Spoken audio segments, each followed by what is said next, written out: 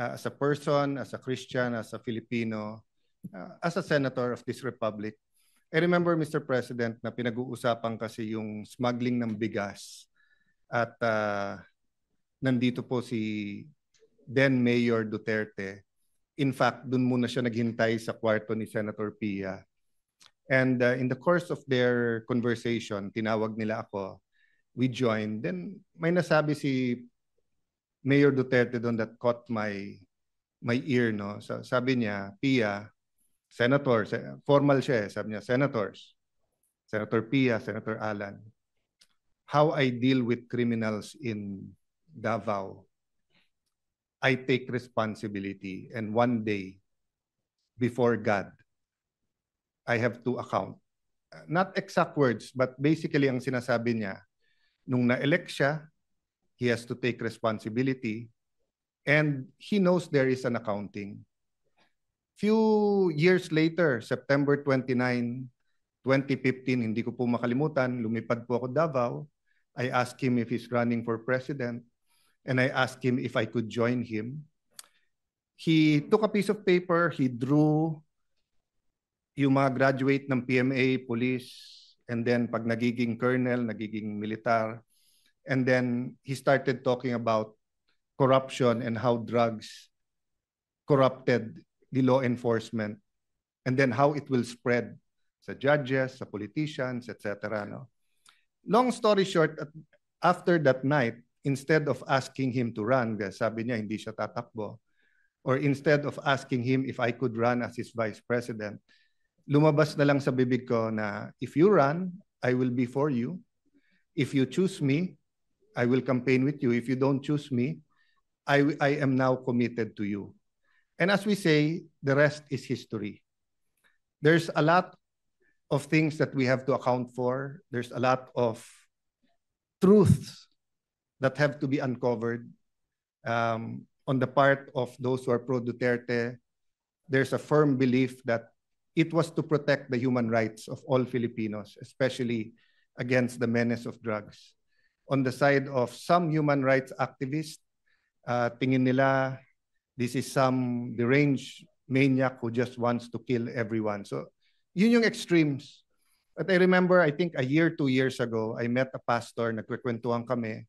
Then he said a prayer, then he told me, you know, Alan, God wants you to know that Duterte is not as good as how his supporters describe him to be. But he is also not as bad as how his detractors want him to be or describe him to be. The point is, Mr. President, we can go back and forth about history, but the wheels of justice is moving, whether here in the country or in the ICC.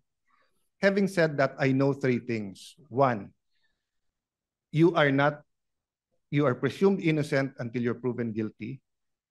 And all human rights activists will say, yung tunay ha, hindi yung nagkukunwari na human rights activist. Ang sasabihin po, yung humanitarian treatment.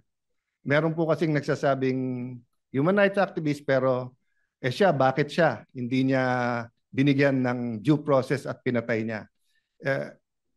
I can't help but remember people like Rene Sagisag who stood tall here in the Senate na kahit anong baho nung kaso o nung issue, pagtingin niya dapat may magtanggol, pagtatanggol niya.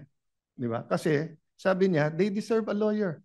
No matter how you think they're guilty, etc. So there are a lot of human rights activists we should and we can and we should pay tribute to. But my point is this, it is not against the tenets of human rights to allow any person, especially a former president of the country, to be under house arrest or to be under a country supervised under ICI, especially in the condition of President Duterte, who is 80 years old, who is, well, at least when he was brought there, was mentally strong. I don't really know how he is now.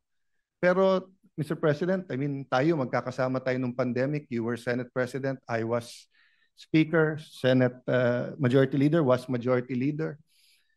Grabe po yung lungkot nung sa bahay, opisina ka lang. We were still holding office, pero can you imagine how President Duterte is coping now? So I'll oversimplify the resolution, and I know members of the Senate, especially the minority, will also speak. No, most of us here served with President Duterte, regardless whether we're always in agreement, disagreement with him. I wasn't always in agreement with him. No, but having said that, Mr. President, ang appeal lang po is humanitarian treatment, and ang appeal po is that we do it as a country. So first step ang Senate, but I'll use this podium to appeal to Malacanang, might disagree very much with the Dutertes now, with all his children or most of his children, with some of his grandchildren, with people who claim to be Duterte diehard supporters. But again, balik tayo sa humanitarian. Pag tinakpan natin yung pangalan o yung mukha niya at ganun yung sitwasyon, tutulong ba tayo o hindi? Di ba? So, I was looking for something to read the other night. Nabuksan ko po yung isang libro saying, hindi bago nung sinabi ng Panginoon Jesucristo, love your enemies, pray for them, pray for people who prosecute you. Sabi sa Leviticus pa lang, nandun na yon. So I guess part of our struggle as a people is, how to deal with each other when we disagree politically. And again, hindi ko po binababa yung temperature. Human rights is important. All these issues should be threshed out, and it will be threshed out in the ICC. Di ba? May ICI ka na dito, may ICC ka doon. So, but one thing we don't want to do, is to see the former president suffer as if it is a punishment when he has not been convicted. So, Mr. President, this is not only for him, but it is for us as a nation. I cannot imagine what the country will do if something, I don't want to say it, but if something happens with him in the detention center at wala man tayong ginawa. So I'd like to thank you, Mr. President, the Majority Leader. I'd like to thank our colleagues that we took this up today, but I'd like to appeal to the palace na pag-aralan din nila. Just on that humanitarian, huwag nyo nang pansinin lahat ng tumitira o nagsasabi sa inyo o sa politika. Ang punto dito, he's a citizen of our country, he's 80 years old, he needs medical attention, he needs his family, he needs people to talk to. So thank you for this opportunity, Mr. President, and may I defer naman to the Majority Leader who will also sponsor this measure. Thank you, Mr. President. Majority Leader. Thank you, Mr. President. May be allowed to just co-sponsor the measure. If I may. Proceed. Thank you, Mr. President. Mr. President, yung akin dito hindi politika. Hindi na politika po. Whether I'm administration or on the other side, I'm for the country. You know that. I'm for the Senate. I believe in the Senate. And I believe the leaders of the Senate, the leadership of the Senate, and of course the leaders of our country. We want our country to move forward. But out of humanitarian concerns, I have a father, Mr. President, who's 85 years old. He might be listening right now, as a matter of fact. And as 85 years old, he has to be assisted. Because once you're over 80 years old, po, your balance, you have a problem with your balance. I see that with my father and my mother that has to be assisted. She's 82. Mr. President, yung tatay ko may medyo hindi na early stage dementia kasi minsan nakakalimot na rin siya sa mga anak niya. At talagang pag ganun ang stage, pati gamot nakakalimutan niya. So imagine you have a leader, former leader of the president, on isolation in that area na not assisted, talagang madideteriorate yung tao, Mr. President. We accord in the Philippine law accords persons of or detainees, persons deprived of liberty, a chance to see their family, a chance to even get visitors from not just family members but also other members of their circle. I remember also former President Joseph Estrada was given hospital arrest, and he was also given he was accorded certain liberties even when he was arrested. Former President Gloria Macapagal-Arroyo also was given hospital arrest and given certain liberties also while arrested. Ako, hindi na po ito politika. Huwag nyo nang isipin, DDS o Marcos or kabila. Hindi po. Ito po, I'm speaking as a son who has a father that has the same illnesses that the president is feeling right now. So mine is more an humanitarian, compassionate request. That's why we toned down the resolution, Mr. President. Ginawa ko na lang po one-page resolution. Just showing in view of his age and deteriorating health, asking the ICC, we're just appealing to the ICC to allow it within the rules. It's allowed within the rules. As a matter of fact, there has been instances in the past that they granted this kind of privilege to persons with deprived of liberty. So yun lamang po, Mr. President. I don't want to belate the point any further. Hindi po to politika, hindi dahil ganito, ganyan. Walang political color to. It's just for humanitarian reasons. Mr. President, I know some of the families who are victims who would probably be angry at me, and I understand that. Pero yung akin siguro, if the position was done on anybody, sabi nga ni Senator Alan, may it be anyone, as a Filipino citizen deprived of liberty abroad, we always grant help that we can. As a matter of fact, many death row inmates who've done karumal-dumal na krimen sa ibang bansa na Pilipino ay binibigyan po natin ng legal assistance, and also we try to push for their clemency. As a matter of fact, marami pong binigyan ng clemency in Middle East countries requested by the President. So yun lamang po, Mr. President, and maraming salamat sa ating mga kapatid na nakikinig po sa akin na yun. Mr. President, to co-sponsor the measure, we'd like to also recognize on the line of sponsorship, we have Senator Bato de la Rosa, Senator Bongo, Senator Robin Hood Padilla, and Senator Jingo Estrada. May we recognize, Mr. President, Senator Ronald Bato de la Rosa. Senator Ronald de la Rosa is recognized. Thank you, Mr. President. Habang ako'y nag-aaral sa PMA, yung aking tatay ay nilapitan ng mga NPA. At siya ay hinimok na ako ay pahintuin sa PMA para sumali sa NPA. Hindi sumunod ang aking tatay sa kagustuhan ng NPA.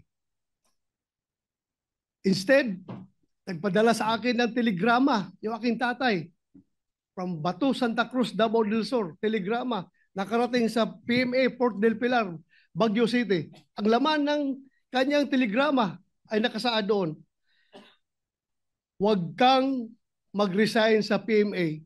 Bahala na kung ako'y patayin ng NPA kasi ikaw lang ang pag-asa ng iyong mga kapatid na makapag-aral. So hindi ako nag-resign, nagalit ang NPA, hinanting ang aking tatay. Nung araw na patayin na sana ang aking tatay ng mga NPA, napansin ng aking kapatid na babae na 12 years old, napalapit na yung mga armado sa aking tatay. Habang ang aking tatay ay nagmamaniho ng tricycle, papunta sa amin, mag-parking, palapit na yung mga NPA para tirahin na siya. Naglupasay yung aking kapatid na babae dahil alam niya na may mangyari sa tatay namin. Napansin ng tatay ko, kaya sumibat ang aking tatay. Kinabukasan, buong pamilya sumakay ng barko doon sa Davao Pier. Sumakay ng barko, pumuntang Manila. Ang suot-suot lang. Yung damit lang na suot nila, wala silang nadalang gamit. Pagdating dito sa Manila, sila'y nakitira dyan sa squatters area, sa may barangay Butukan, Project 2, Quezon City. Sa likuran lang ng Quezon City Police District. Pagkatapos, kami lumipat na doon sa squatters area pa rin, sa may Batasan, Quezon City. Noong ako'y graduate ng PMA, assign ako sa Davao at nagkataon na yung aking tatay ay nagkasakit. Nung siya nangihina na, ang pakiusap niya, Dong, pwede ba akong makauwi ng Davao kasi gusto kong lumanghap ng preskong hangin sa Mount Apo at kumain ng kinilaw na isda at uminom ng tuba. Bago man lang ako mamatay, pauwiin mo ako ng Davao. Sabi ko, tay, hindi ka pwedeng umuwi Dahil hanggang ngayon, hinahanting ka pa ng NPA sa galit niya sa'yo. At kung uwi ka, hindi kita mabantayan. Dahil busy ako, nasa bundok ako ng Surigao, bundok ng Davao, nag-ooperate ako, naghahanap ng NPA. Ang trabaho ko, hindi kita maalagaan, hindi kita mabantayan. Namatay siya na hindi nakauwi ng Davao. Inuwi namin siya na bangkay na sa Davao. Napakalaki na pagsisisi ko. Sabi ko sana, nakauwi man lang siyang buhay. Ngayon, Mr. President, alam ko, kahit na wala akong direktang komunikasyon kay Pangulong Duterte, alam ko, deep inside my heart, bilang aking pangalawang ama, si Pangulong Duterte, alam ko deep inside my heart na the same message ang gusto niyang iparating sa akin. Bato, pauwiin mo na ako sa Davao para makakain ako ng munggo. Makakain ako ng inuuna na isda. Kaya, pag aking pakiusap ngayon sa ating mga kasamahan sa bulwagang ito, na sana, hindi pa huli ang lahat. Hindi pa huli ang lahat, na sana tayo magkakaisa. Kung mabigat man sa kalooban ninyo, ako'y nakikiusap. Na sana, isang tabi muna natin ang politika at ating paghariin sa ating puso ang ating pagiging Pilipino. Na kung saan nakaukit sa ating kultura at sa ating tradisyon ang pagmamahal, pagrespeto, pag-aruga sa mga matatanda, sa may mga sakit, at sa mga mahihina. Yan po ngayon si Pangulong Duterte. He is old, he is sick, and he is very weak.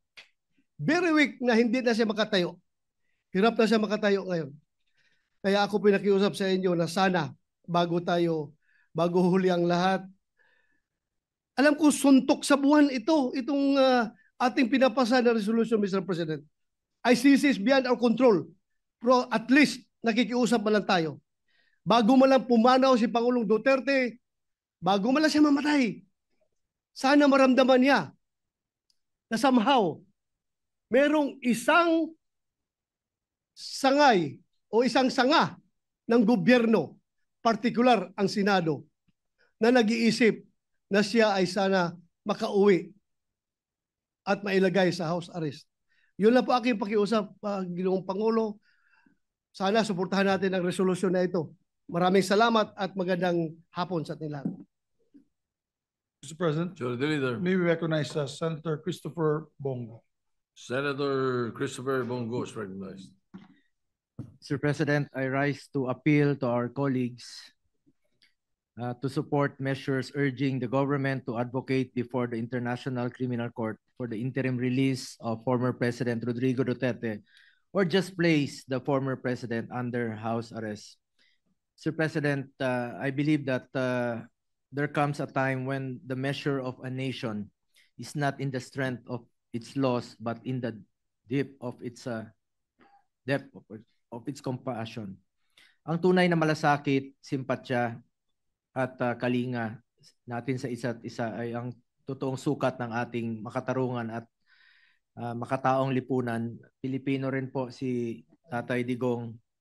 Last Saturday, nagpalabas po ng official statement si Vice President Sara Duterte hinggil sa insidente kung saan nadatnan ng mga personnel ng ICC detention facility si Tatay Digong na walang malay. Kinumpirma rin po ito ng kanyang abogado. Kinakailangang dalhin si Tatay Digong sa ospital upang masuri kung meron ba siyang injuries, lalo-lalo na po sa kanyang ulo. Sa totoo lamang po, nung nabalitaan ko po ito, ang sakit, napaluha po ako. Sobra pa po sa tatay ang turing ko sa kanya.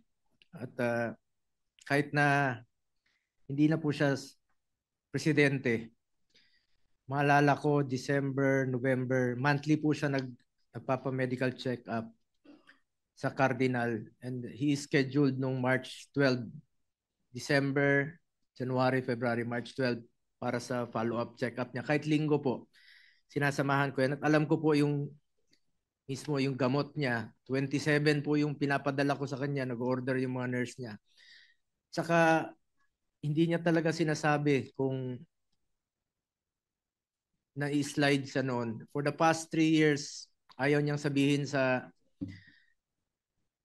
common law wife niya, sa partner niya si Ma'am Hanilet, na tinatago niya parati sa kanya. Sa akin siya tumatawag, sabi niya, wag mong sabihin.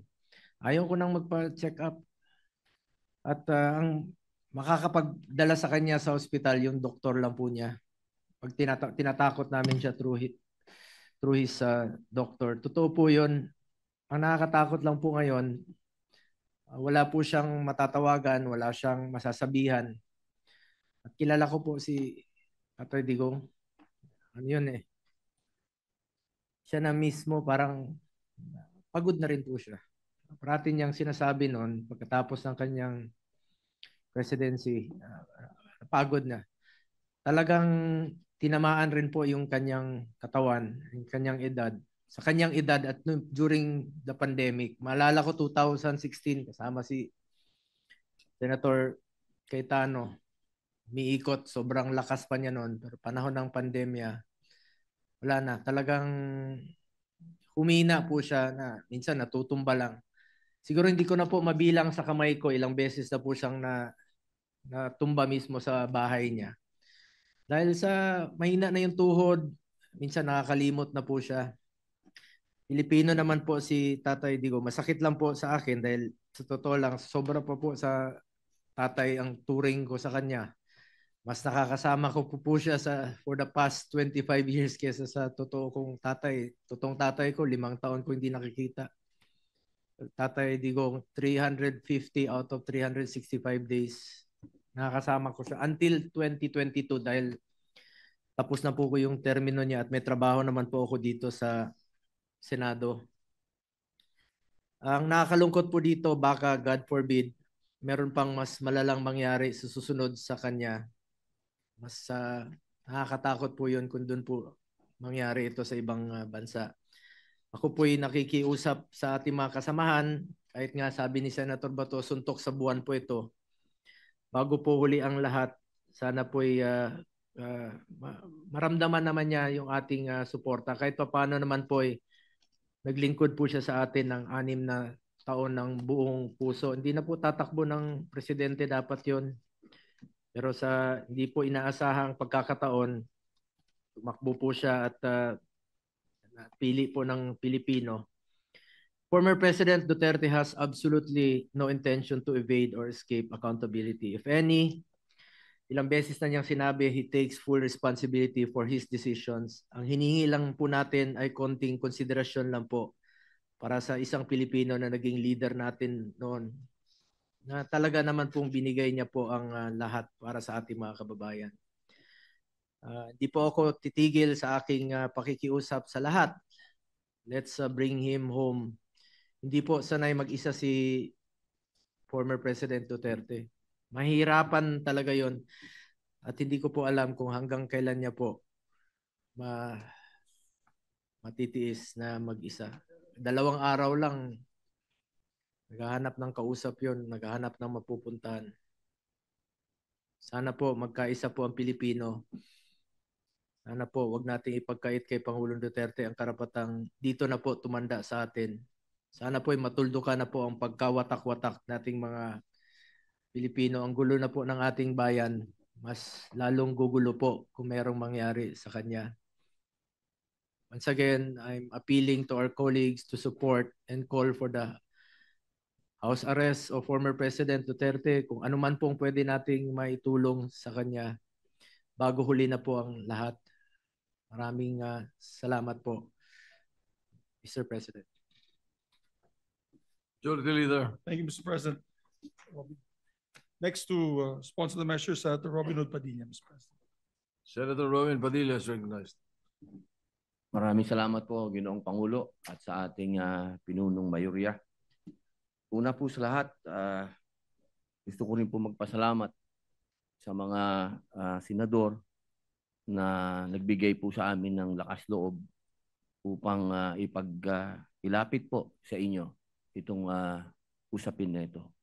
Alam niyo po, mga kasama, ang pagkakakilala ko po kay Tatay Digong. Kaya po siya ay aking iniidolo. Ito pong taong ito ay matapang na tao. Nasa kanya po lahat ang katangian. Parang isang katulad ko ay sumaludo. Pero dumadating po sa punto na ang isang tao ay tumatanda. Alam niyo po, kung ikukumpara ko yung pangungulungan ko dito sa Pilipinas, sa pangungulungan ng ating Tatay Digong, ay napakalayo po. Sapagkat ang kulungan po natin ay hindi po parehas ng kulungan sa ibang bansa. Si Digong po ay nakakulong sa napakaliit na kwarto. May oras po para siya ay lumabas. Halos buong araw siya po ay nasa loob ng kwarto na yan, na meron lang pong maliit na butas kung saan po inaabot ang kanyang pagkain. Napakahirap po dahil dito po sa atin, sa amin sa Muntinlupa, ang tawag po namin doon Bartolina. Yun po ang itsura ng kinalalagyan ni Tatay Digong. Siya po ay nasa Bartolina. Wala po siya doon nakakausap, wala po siyang nakakakwentuhan, at higit sa lahat, napakahirap po para sa isang nangungulungan na sa ganong edad ay nag-iisa ka, wala pong nag-aasikaso sa iyo. Alam niyo po, ang aking mahal na ina, nung siya po ay nag-umpisa na nagkaroon ng mild dementia, siya po ay 80 years old. Ang aking pong ina ngayon ay 89. Siya po ay may advanced dementia na. Kaya batid ko po kung ano ang hinagpis ng mga nagmamahal kay Tatay Digong. Kung paano po nakakalimot sa kanyang pangalan, nakakalimot sa pangalan ng mga anak niya, nakakalimot sa mga bagay na may kilalaman sa katawan niya, kung kailan siya dudumi, kung kailan siya iihi. Mga bagay po yan na inilalapit ko po sa ating mga kasamahan at sa mga kababayan natin. Kung sana po ay mapagbigyan ang aming kahilingan. Hindi naman po kami humihingi na siya po ay pakawalan. Ang hinihingi po namin, siya po ay maialis sa Bartolina. Iba po ang pangungulungan sa ibang bansa sa pangungulungan sa atin. Alam ko po, batid ko po, meron pong mga katulad niya na nakulong dito sa bayan natin. Na mga politiko na nakulong dito sa bayan natin. Pero iba po na hindi ka nakakulong sa sarili mong bayan. Yun lamang po, mga mahal kong kasama dito bilang mga Pilipino. Bilang mga Pilipino, isang matandang Pilipino ang merong karamdaman sa kanyang pisikal at mental. Siguro po sa ating mga ugaling revolusyonaryo sa pagkakataong ito, kailangan tayong bumangon at sagipin natin ang ating kababayan. Yun lamang po, maraming salamat. Majority Leader. Thank you, Mr. President. Next to sponsor the measures, no other than Senator Amy Marcos, Mr. President. Mr. President, Majority Leader, may I co-sponsor the pending resolution and herewith enter into the records portions of the September 11 defense request for an indefinite adjournment, in particular paragraphs 3, 4, and 7, to wit, all of the medical information collated leads to an overwhelming conclusion that Mr. Duterte suffers from significant cognitive deficiencies that affect his memory, his daily executive functioning, his visual constructive abilities, and his orientation to place and time. This is concluded simultaneously by a neuropsychologist instructed by the medical officer of the ICC Detention Center at the specific request of the registrar. And for this reason, the medical data presented to the pretrial chamber is neither partisan nor self-serving. For the reasons cited above, Therefore, I seek your kind humanitarian consideration and a sense of judicial mercy, and urge that we plead for house arrest. Thank you. Thank you, Mr. President. Mr. President, Yes, Majority Leader. next to sponsor, Senator Jinggoy Ejercito Estrada. Senator Jingo Estrada is recognized. Thank you, Mr. President. Mr. President, I would like to associate myself with the sponsorship speeches of our colleagues and express my full support on proposed Senate Resolution number 144, expressing the sense of this chamber to request the International Criminal Court to hold former President Duterte under house arrest rather than in a detention facility, to uphold the principles of humanity, irrespective of political interest or other gains. Ginong Pangulo, hindi may kakaila na si dating Pangulong Duterte sa kabila ng mga kontrobersiyang bumabalot sa kanyang administrasyon ay naglingkod sa bayan sa loob ng maraming taon bilang mayor, vice mayor, congressman at bilang ika-16 na Pangulo ng ating bansa. Naunawaan ko na may iba't ibang pananaw ang bawat isa sa atin dito hinggil sa naging pamumuno ng dating Pangulo. Gayunpaman, hinihingi ng pagkakataon ang habag at pagpapairal ng konsiderasyon sa lumalalang kalagayan ng kanyang kalusugan. Likas sa ating mga Pilipino ang mataas na pagpapahalaga at paggalang sa mga nakakatanda. Sila na mga tagapag-ingat ng karunungan, kasaysayan at tradisyon ng ating pamilya. At gaya ng karamihan na nasa dapit hapon na ng kanilang buhay sa edad na 80 anyos, hindi na siya ang leader na kinamulatan natin ilang taon na nakaraan, matatag sa likod ng pulpito ng kapangyarihan. Bagkus, isa na siya ngayon na ordinaryong ama, lolo at kapwa mamamayan na humaharap sa pinakamabigat na hamon ng kanyang buhay, na higit pang pinabigat ng katandaan at karamdaman. Kaya't hinihiling ko sa aking mga kasamahan, ilang mga senador ng sambayan ng Pilipino, kasama na rin ang ating mga kasamahan na sila Senator Risa, Senator Kiko, Senator Bam, na pairalin natin ang pag-unawa, pagbibigay halaga sa kalusugan at dignidad na nakatatanda, lalo na may dinadalang karamdaman. Ang pagpapasyang ito ay hindi nangangahulugan ng paglimot o pag-absuelto sa mga ipinupukol sa dating Pangulo. Pagkus ay pagbibigay ng pagkakataon na makapamuhay siya sa ilalim ng makataong kondisyon habang dinidinig ang kanyang mga kaso. Naway manaig ang ating pagkakaisa, lasakit at pagiging makatao. Dahil higit sa lahat, siya ay isa ring kapwa Pilipino. Sabi nga ng aking ama, dating Pangulong Estrada, walang tutulong sa Pilipino kundi kapwa Pilipino. Maraming salamat po, Ginoong Pangulo. Majority Leader. Thank you, Mr. President. Last but not least, to sponsor the measure, Senator Rodante Marcoleta. Senator Dante Marcoleta is recognized.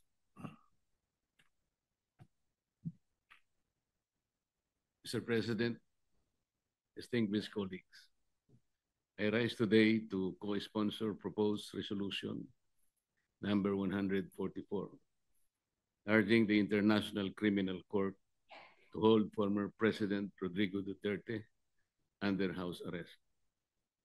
Nais ko pong linawin na tayo ay hindi humihingi ng kalayaan mula sa proseso. Hindi rin po ito pag-uusga sa merito o katotohanan ng mga kaso laban kay dating Pangulong Duterte. Ang panawagan lamang natin ay para sa isang makataong konsiderasyon, that he be allowed to be placed under house arrest given his age and frail medical condition. Mr. President, justice must never be devoid of compassion. Accountability may be demanded, trials may proceed, but at no point should our humanity be surrendered. If the ICC truly claims to uphold the dignity of every human person, then it must not deny this humanitarian plea. Thank you, Mr. President. President, Majority Leader. yes, I'm stand corrected. Senator Joel Villanueva would like to also. Senator give us- Joel Villanueva is recognized. Thank you, Mr. President. Thank you, Majority Leader. Mr. President, please allow me to express my deepest thanks and gratitude to my colleagues in the minority bloc for pushing for this resolution that I am supporting, Mr. President. Mr. President, I am in favor of this resolution which respectfully urges the International Criminal Court to consider placing our former President, Rodrigo Duterte, under house arrest on humanitarian grounds. Mr. President, given his advanced age and reported health concerns, this measure affirms the principle that compassion and human dignity must never be set aside, regardless of political views, regardless of political color, or even legal proceeding. Mr. President, I am known to be not a fully supporter of the Duterte presidency. I have been the chairperson of the Senate Committee on Labor for quite a long time. And during that time, magkasama po yung migrant workers at Committee on Labor. And every time we hear somebody, a kababayan, ano man yung dahilan na nakulong siya, na aresto sa ibang bansa, ang lagi po nating inisyal na pagkilos ay tulungan yung kababayan nating ibalik sa Pilipinas. Ibalik sa Pilipinas, dito siya litisin, masiguro na napuprotektahan yung kanyang karapatang pantao. Yun ho yung lagi, unang-unang ginagawa po natin. Nakakalungkot po itong mga nangyari. Agree man tayo o hindi sa pagpapadala sa ICC kay Pangulong Duterte. Mr. President, hindi po layunin ng resolusyon na ito na hadlangan ng proseso. Hadlangan ng proseso ng batas, hindi po layunin. Hindi rin po layunin na magsabi kung siya po ay may sala o wala. Ang panawagan po ng resolusyon na ito ay para sa isang makataong pagtrato. Isang paglapit na nagpapakita na ang hustisya ay maaari pong isabuhay ng may habag at malasakit. This representation, Mr. President, recognizes the national sentiments expressed in these two resolutions, Senate Resolution number 17 and 18. Gayunpaman, Ginoong Pangulo, naniniwala po ang kinatawan na ito na ang resolusyon na ito ay naghahangad na makamit o ma-strike yung balance, Mr. President, sa pagitan po ng paggalang sa mga international na proseso ng batas at ang pagtatanggol sa makataong pagtrato sa isang kapwa Pilipino. Anuman po ang kanyang dating posisyon. Naniniwala po ang representasyon na ito, Mr. President, na ang hustisya ay dapat ipaglaban. Pero hindi kailanman kapalit ang ating pagiging isang makataong lipunan. Maraming salamat, Ginoong Pangulo. Majority Leader. With that, Mr. President, there are requests from some colleagues that we make it nominal voting. Some would like to vote one way or the other, Mr. President. We'll respect that. And I just asked that if there's an explanation, we can do it after the vote, Mr. President. So I move that You are yes, seeking a nominal vote, for the and the resolution, explanation of the votes would be given after, Mr. President. after the voting. Yes, Mr. President. If they want, if they wish to. Well, what if we would want to explain our vote? You before- may, Mr. President. It's, of course, it was just an appeal, but you may. Usually, by tradition, we do it after, but if you want to do it while you vote, Mr. President, then we will, of course, Sometimes the accede vote to that the we make, President. because sometimes the vote that we make, the explanation is no longer listened to. Yes, Mr. President. You know? I understand. So that might be able to Yes, Mr. President. explain to the people, the public, and the colleagues why you are voting for that particular or your choice or decision on this vote. Yes, Mr. President. So is there no period of interpellation? No more in period of amendments? No more, Mr. President. So this is the PS Resolution 144 144, which you drafted and Yes, Mr. President. different from the other resolution, the original Yes, resolution Mr. filed? President. This is for me, this would have been the best compromise where we're focusing only on the humanitarian issue at hand, Mr. President. All right. So move. So any objection? Hearing none, the Secretary will conduct a roll call, nominal voting, roll call vote. Roll call vote. Senator Aquino. Senator Cayetano Alan. Senator Cayetano Pia. Senator De La Rosa. Senator Ejercito. Senator Escudero. Senator Estrada. Senator Gatchalian. Senator Go. Senator Ontiveros.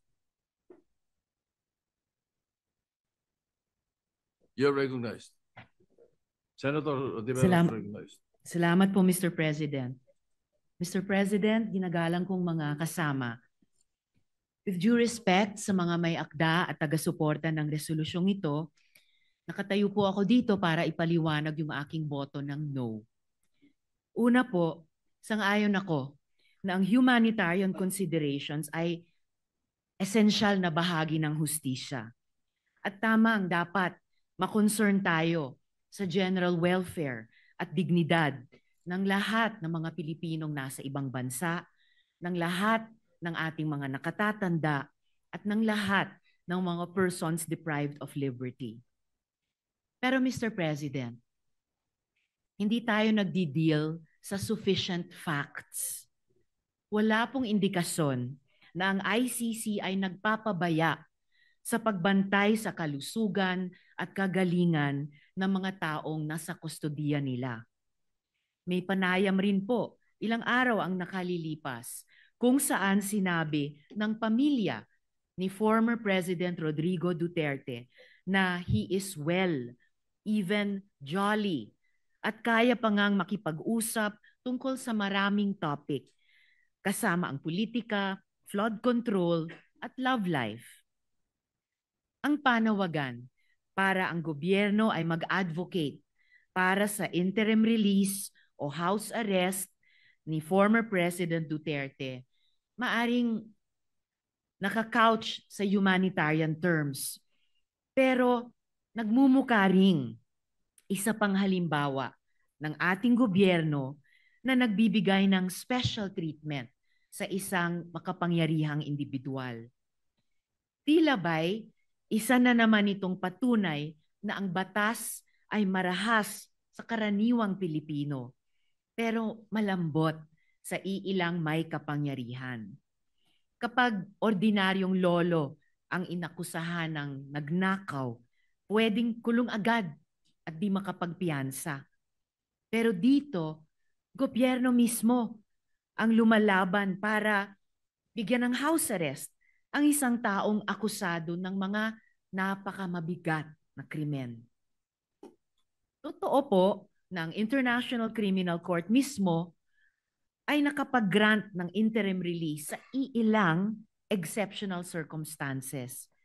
Pero pantay na importante, ang ICC ay nag-deny ng mga ganitong request kapag ang interes ng hustisya at accountability ay hinihingi ito. Alalahanin po natin na ang mga international courts ay nakapag-deal na sa maraming aging prisoners. Ratko Mladic and Radovan Karadzic, both convicted for genocide and crimes against humanity, continued to serve their sentences well into old age. And in fact, just this year, Mr. Mladic asked to be released on humanitarian grounds, claiming that he only had a few months to live. the court still denied him, ruling that his medical condition did not meet the threshold of an acute terminal illness that would justify release. Their continued detention was not seen as inhumane because their crimes were too grave, too devastating to entire communities. Totoo naman, si dating Presidente Duterte ay hindi convicted. He stands accused pa lamang. Pero kahit sa kaso ng mga accused persons, nagpakita ang ICC ng pag-iingat. Laurent Gbagbo, the former president of Cote d'Ivoire, was denied interim release precisely because the vast network of supporters he commanded, which posed a risk to victims, witnesses, and to the integrity of the proceedings. Eventually, Gbagbo was acquitted. His day in court came, and he walked free, not because of an early release or house arrest, but because of a judgment. Si dating Presidente Duterte din ay pwede pang umasa sa ganoon. But the path there is through trial, not through early release or house arrest.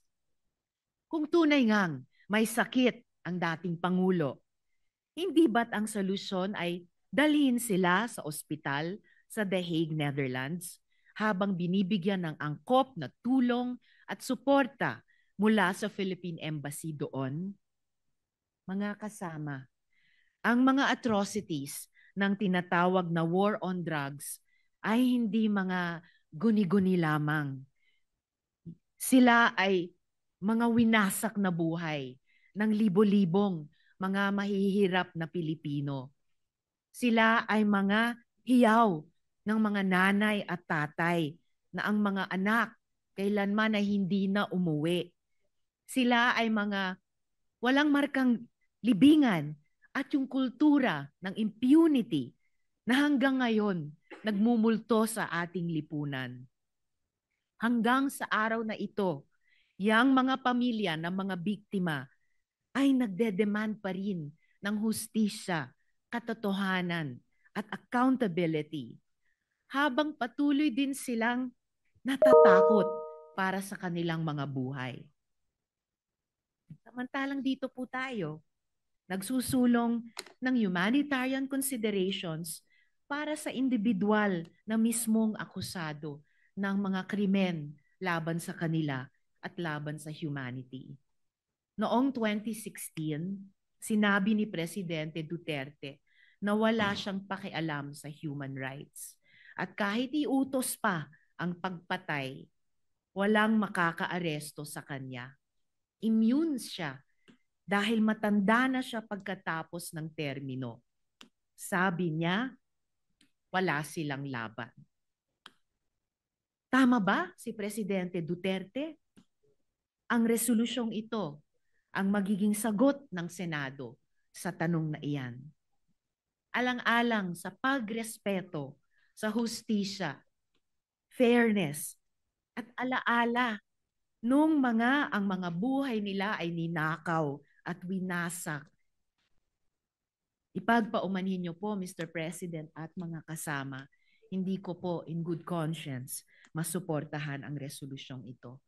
Bumoboto po ako ng no. Salamat po, Mr. President. Yes. Senator Lacson.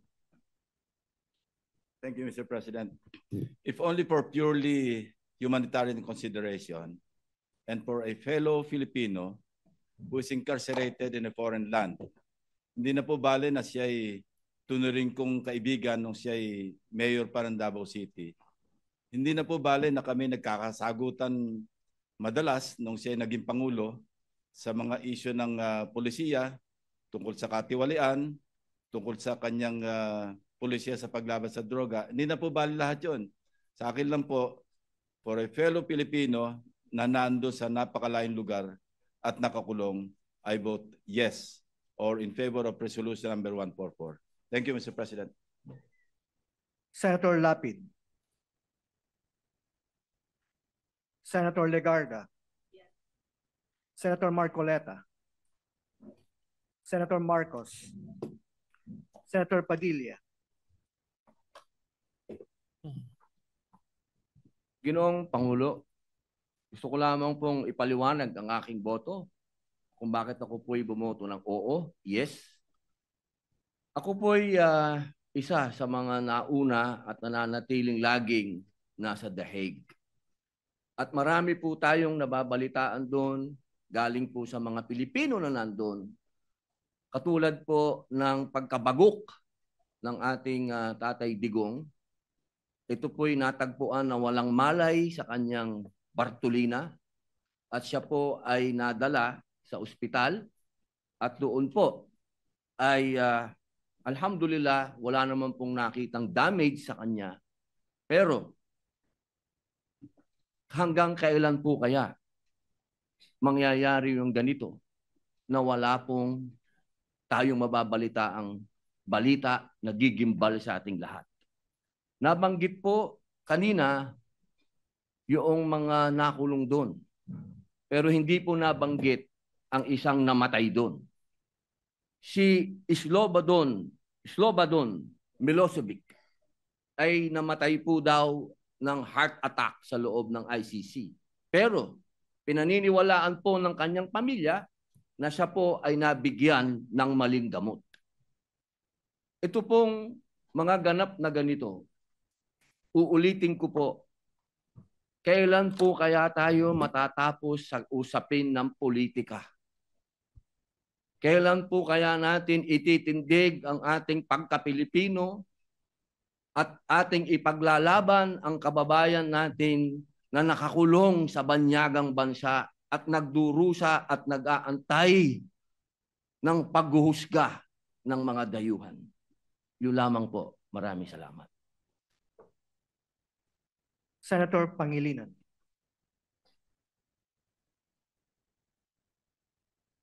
Ako po ay bumuboto ng no.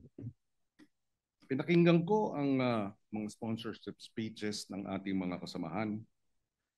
Tama naman. May basehan para sa humanitarian consideration dahil may edad na. Hinihingi ng isang paraan para ma-house arrest. May basihan po ito base sa mga argumento na nabanggit kanina. Subalit, gaya ng nabanggit kanina ng ating majority leader na si Senator Zubiri, sinabi niya magagalit ang mga biktima ng EJK. Libo-libo ang pinatay. Libo-libo pa ang nawalan ng ama, ng ina, ng anak, na ang hiling ay hustisya. Tama rin na humingi ng hustisya. Saan tayo papanig? Tama, may basehan ang humanitarian konsiderasyon. Ngunit may basehan din yung daing at yung dalamhati at yung masasaktan na libo-libo nating mga kababayan na pinatay. Saan tayo? Humanitarian consideration o sa mga daing ng hinihiling ang hustisya? Bilang chairman ng Committee on Justice and Human Rights, nais ko man pumanig sa isang banda. Tungkulin kong pumanig sa mga daing ng naghahanap ng hustisya. I vote no. Senator Tulfo Erwin.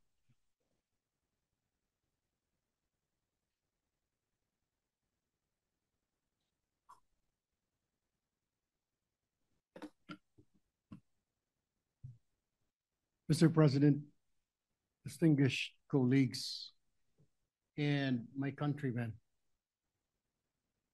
this resolution will further divide our nation. but I rise to explain my vote in favor of a Senate resolution requesting the International Criminal Court to place former President Rodrigo Roa Duterte under house arrest rather than continued detention at the ICC facility in The Hague while awaiting trial for crimes against humanity. Mr. President, my decision is not a judgment on the merits of the case. The charges will be heard and decided by the proper tribunal. Rather, my vote is guided by humanitarian considerations. Former President Duterte is now 80 years old. According to reports, his health is deteriorating. Hindi po ito unang beses sa ating kasaysayan na tayo ay naging mahinahon at makatao sa dati nating mga pangulo. Noong 2001, si dating Pangulong Joseph Estrada ay pinayagang manatili sa house arrest.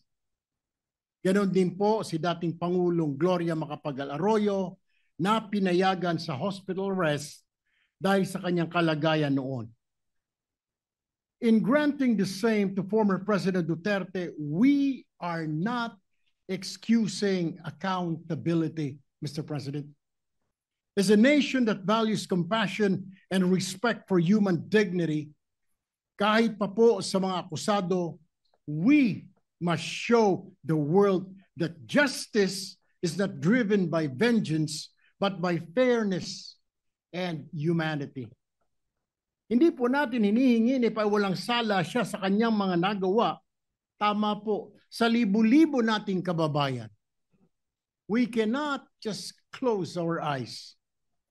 What we want, we are simply affirming compassion without abandoning justice, Mr. President. The law must be firm, yes, but it must be also be humane. Maraming salamat po. May God bless our people and our nation. Thank you, Mr. President. Senator Tulfo Rafi. Senator Villanueva. Senator Villar Camille. Senator Villar Mark. Senator Zubiri. Senate President Soto III. Your Honors, I am faced with two equally important issues affecting life and liberty. To afford PRRD with the optimal condition of his detention that will be beneficial for his physical and mental health, while taking into consideration the plight of the families who are seeking justice for the alleged crimes against humanity.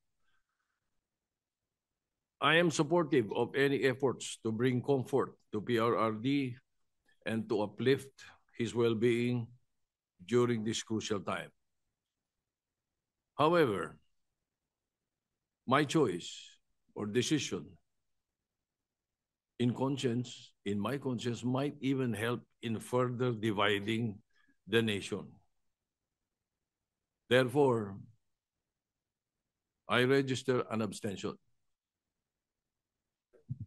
Majority Leader. Thank you, Mr. President. Maybe we also recognize Senator Cayetano. We pass. Senator Cayetano is recognized. Mr. President, may I ask how my vote was recorded?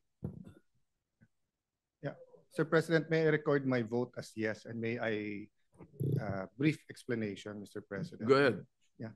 First of all, Mr. President, again, with all due respect din sa mga nagsalita before us who opposed, yung resolution po na ito, kasama lahat ng resolution po na final ng iba't ibang mga miyembro ng Senado, are within the rules of the ICC.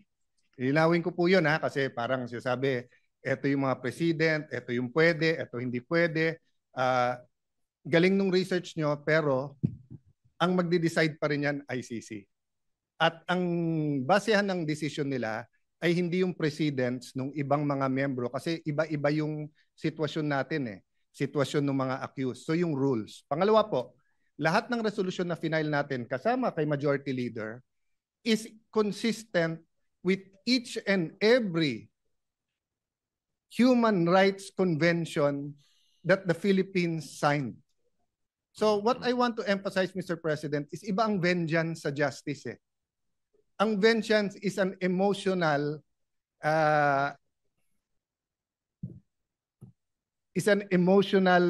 impulse of someone who is a victim of injustice. In Tagalog, gusto niyang gantihan.